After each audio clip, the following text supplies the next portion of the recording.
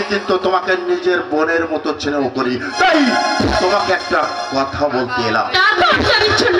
আজ নিশ্চয় অন্য কোথাও পাঠাবে? না আজ আর তোমাকে অন্য কোথাও যেতে হবে না, কারণ মিস্টার ধনরাজ আজ এই ফ্ল্যাটেই আসবে। কি না বললে? মিস্টার ধনরাজ? ভদ্রলোক অবাঙালি এবং তার প্রচুর টাকা। আর দেবনাথ তো তার কাছে রাইস মিল সহ সমস্ত সম্পত্তি বিক্রি করছে। কি বলে তুমি? দেবনাথ সব সম্পত্তি বিক্রি করেছে? তাহলে আমার জ্যাঠামশাই সে এখন দেবনাথের হাতের খেলার পুতুল।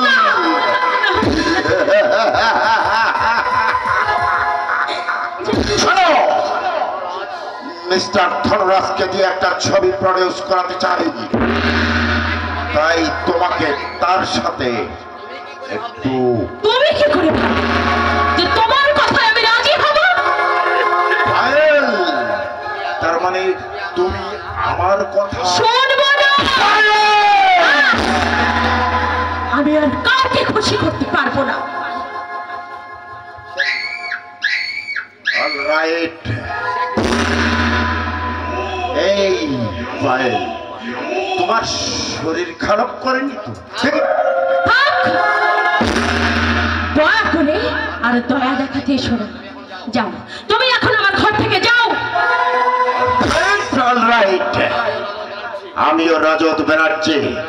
সোজা আঙুলে ক্ষীর না উঠলে কি করে তুলতে হয় আমার জানা আছে, আর সেটা তুমি একটু পরেই জানতে পারবে। মনে রেখো, আমার এক কথা 100 কথার সমান।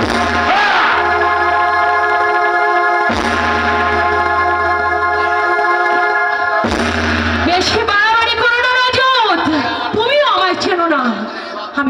আমি পায়েল মুখার্জি। আমি তোমাদের সব ধাপ্পাবাজ সকলের কাছে প্রকাশ করে দেব।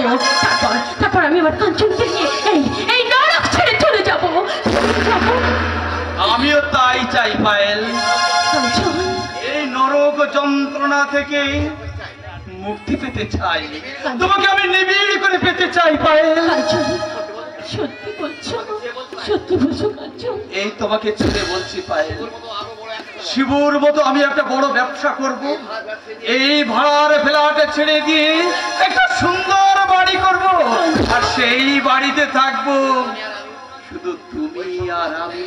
কাঞ্চন, এই স্বপ্ন যে আমিও দেখেছিলাম। জানো, আমার নিজের বাড়িতে আমি হাসি খুশি ভরা একটা সুন্দর সংসার করে তুলবো। সেই সংসার আলো করে আনবে আমাদের সন্তান। আমি বাবা হব আর আমি হব মা। আমাদের সন্তানকে আমরা মনের মতো স্কুলে ভর্তি করব, তারপর একটা সুন্দর গাড়ি কিনবো।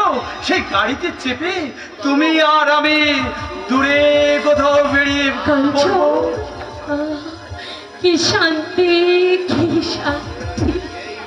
এই সত্য পরে দেখবি মিস্টার ধনরাজ আসবে। কাঞ্চন, আমার নাম কাঞ্চন। এই রজতকে বলেনি মিস্টার ধনরাজ আসবে, এখন তৈরি হচ্ছে কেন?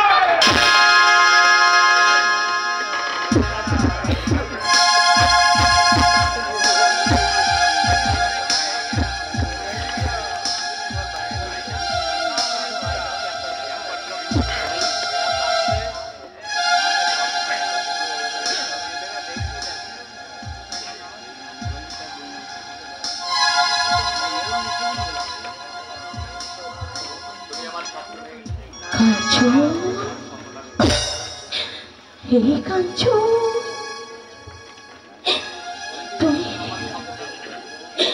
তুমি এভাবে আমার স্বপ্নটাকে তোমরা মুচড়ে ভেঙে দিলে। স্বপ্ন পরে দেখবি, আগে আমার কথার জবাব আমার কথার জবাব দাও।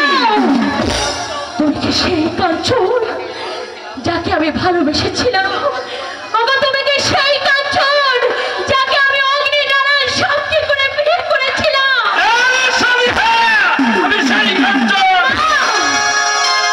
সেই কাঞ্চন নও, তুমি যদি সেই কাঞ্চন